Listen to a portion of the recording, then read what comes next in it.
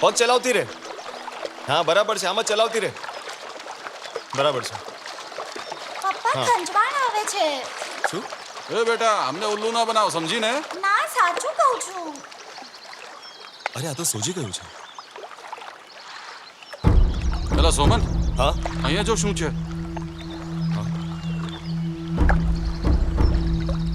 લાગે છે મૈસૂરની ફેક્ટરીનું ગંદુ પાણી આ તળાવમાં છોડવામાં આવ્યું છે. વધુ સમય પાણીમાં નહીં રહે. ચાલ બેટા આપણે જઈએ.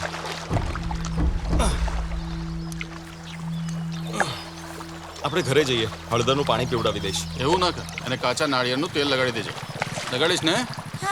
સુમનભાઈ, હા તમને હમણાં જ ઓફિસમાં બોલાવ્યા છે. કેમ, શું થયું? મને ખબર નથી. કુટનાડમાં હજારો બતકો મરી ગયા છે અને બર્ડ ફ્લૂ મોટા પાયે ફેલાઈ ગયો છે એવા પાક્કા સમાચાર મળ્યા છે. આ બીમારી આસપાસના ગામો અને જિલ્લાઓમાં પણ ઝડપથી ફેલાઈ રહી છે. આપણી સાથે હમણાં બિપિન જોડાઈ રહ્યા છે. બિપિન, શું આ બીમારી બધે ફેલાઈ રહી છે? શું સ્થિતિ છે?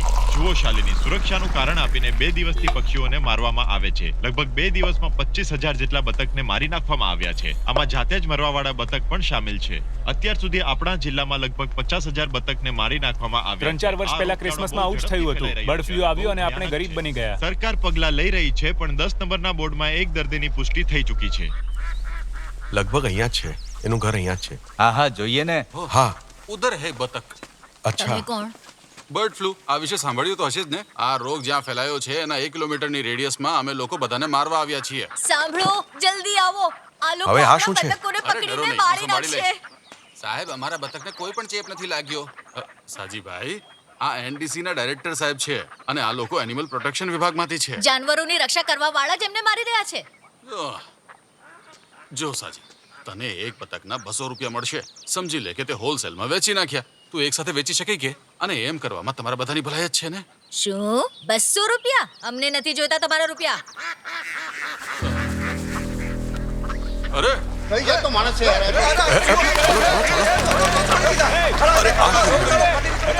બધા બતક કંઈ પણ કરતા પહેલા ગોપાલન બેસ્ટ રિપોર્ટ આપો, પછી જ એમને બાળજો. સોમન, તો હીરો નહીં બનો. આ બતકને ખાવાથી જ સુસીને ઉલટીઓ થઈ છે અને અત્યારે એ સરકારી હોસ્પિટલમાં હોઈ છે. શકે ને કે એ ગર્ભવતી હોય. મોટું બંધ રાખ ને. એને જે કરવું એ કરવા દે. નાશ જ કરવો છે ને. આ બીમારીને બર્ડ ફ્લૂનું નામ આપવા માંગે છે આ સાહેબ, ગામવાસીઓને ડરાવવા માટે ને. બધા જાણે છે મીટ માફિયાનું કાવતરું છે. ક્રિસમસ આવતા જ શરૂ થઈ જાય. સોમન, હું દિવસ રાત જાગીને હંમેશા લોકોની મદદ કરતો રહું છું. તે આજે જે કર્યું છે ને એને તારી કિંમત ચૂકવવી પડશે. ગામડા વાળાઓને તું મારી નાખવા માંગે છે. મને મારું ગામ, એના શ્રીમંતો અને ગરીબોની સ્થિતિ વિશે સારી રીતે ખબર છે. હા. અને આમને આ વાત હું સારી રીતે સમજાવી શકું હા છું. તો સમજાવો. હા જરૂર સમજાવો. સમજાવી દઈશ. હા, જોઈ લેશું. હા જોજો. કોઈ હોબાળો તો નહીં થશે? ઓહ બાળો.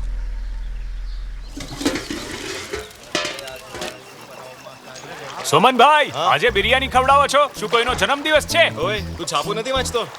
જો આ બોર્ડ પર શું લખ્યું છે. ઓ એટલે આ ચિકન નથી, બતક છે. આના કરતા તો ઝેર સારું. મારે કાંઈ નથી ખાવું. તમે લોકો જ ખાઈને મરો. આવજે. હા, પકડું છું. પાગલ હશે એ જાને ખાશે. બહારથી જોઈશું તો આ મજાક જ લાગશે, પણ આપણી જિંદગી સાથે રમવાનો હક કોઈની પાસે નથી. લોકોના મનમાંથી ડર કાઢવાનો બસ આ જ એક રસ્તો છે.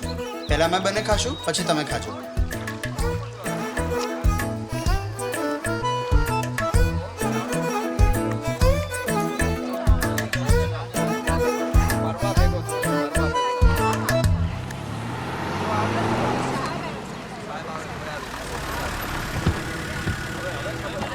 આવો સાહેબ.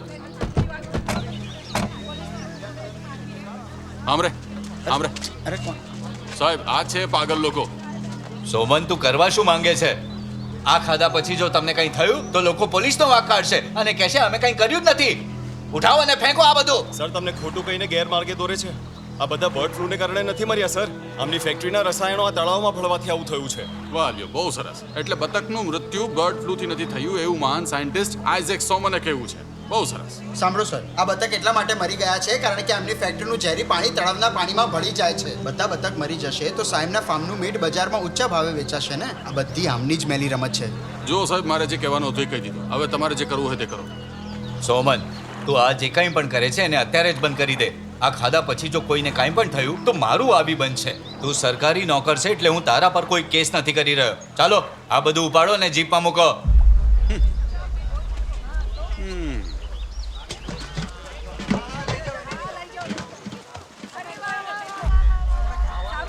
હવે તો તારી વિરુદ્ધ સેન્ટર પાસેથી આદેશ લઈને આવીશ. તારા દિવસો પૂરા થયા સમજ.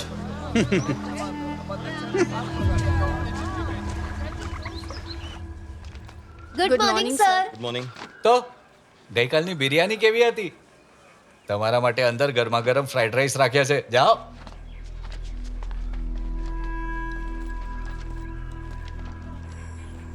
સર, દર વખતે તું આમ હડતાલ કરતો ફરીશ તો પછી ઓફિસના કામ કોણ કરશે?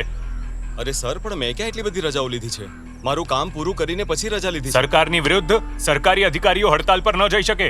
સરકારે કે મેં તને હડતાલની પરવાનગી નથી આપી. મૈસુરન સાહેબ રૂલિંગ પાર્ટીના માણસ છે, નહીં ભૂલતો. ઓહ, તો કારણ આ છે. ઓફિસમાં કામ કરવાને બદલે દુનિયા બદલવા નીકળ્યો છે. ઓફિસમાં બેસીને કામ કર. તમે રાજ્યની બધી કૃષિ ઓફિસમાં જ્યારે ટૂર કરતા હોવ છો ને, તે સમયે હું અહીં જોઉં છું. ફક્ત અહીંયાના લોકોનું જીવન ધોરણ સુધરે એ માટે. પણ જો એવું ના થઈ શકે તો હું વીઆરએસ લઈ લઉં. સુમન, ગુસ્સામાં ખોટો નિર્ણય નહીં લેતો, નહીં તો ગયા પછી પાછો નહીં આવી શકે. સર, મારા પિતાજીએ એક લોન લીધી હતી, જે ગયા અઠવાડિયે જ મેં પૂરી કરી લીધી. હવે મારું લક્ષ્ય માત્ર આ દુનિયાને ખુશાલ બનાવવાનું રહેશે.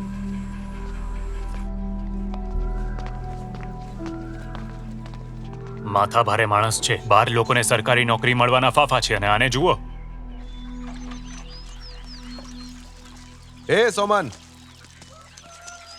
આ તું શું કરી બેઠો છે? હે, કોને પૂછીને નોકરી છોડી તે? અરે કમસે કમ શાલિનીને પૂછ્યું કે નહીં? મને જે ઠીક લાગે છે હું એ જ કરું છું. અરે વાહ, લ્યો બોલો.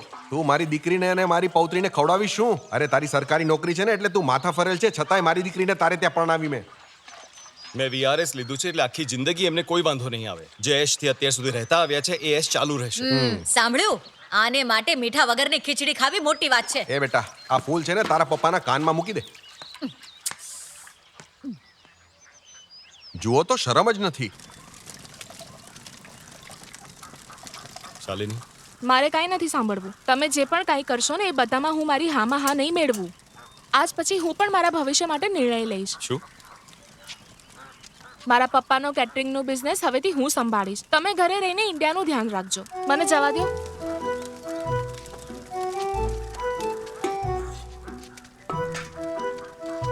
હા, આજે આપણે ઘરના બધા સભ્યો સાથે મળીને આમળાનો રસ પીશું. હા,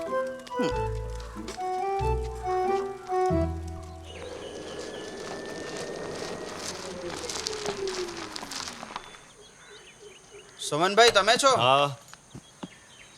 તને શું થયું? તમે ઓફિસ છોડવાના છો એ સાંભળીને ટાઢિયો તાવ આવી ગયો છે. અમારા માટે ચા બનાવો. હા, ના, મારા માટે ઉકાળેલું અજમાનું પાણી. ઠીક છે. ઘરે વીઆરએસની વાત કરી? સસુરજીએ હોબાળો પણ કર્યો. તમે સામે જવાબ ના આપ્યો. આપણે શા માટે આપણી ચાંચ બધે મારવાની? બાકી કહેવામાં એમણે કંઈ બાકી નથી રાખ્યું. પણ નોકરી છોડીને તમે હદ કરી નાખી. પણ તમે ઓફિસમાં રહીને પણ આ બધું કરી જ શકો છો. મેં નોકરી છોડી છે એ સાંભળીને બધા ગેલમાં આવી ગયા છે, કારણ કે હવે અવાજ ઉઠાવવાવાળું કોઈ નથી. મૈસુરન અને સનીના ભ્રષ્ટાચારની સામે માત્ર તમે જ અવાજ ઉઠાવો છો, પણ હવે તમે પણ નહીં હો. અમુક જવાબદારીઓ છે ને, છૂટ્યા પછી શાંતિનો અનુભવ થાય છે.